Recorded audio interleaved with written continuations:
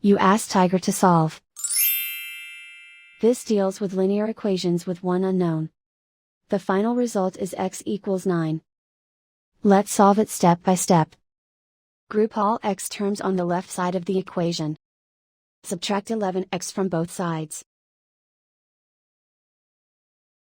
Group like terms.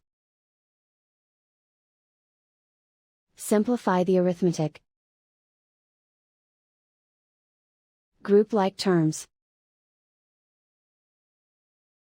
Simplify the arithmetic.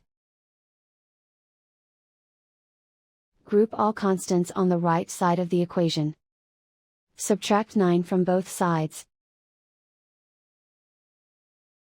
Simplify the arithmetic.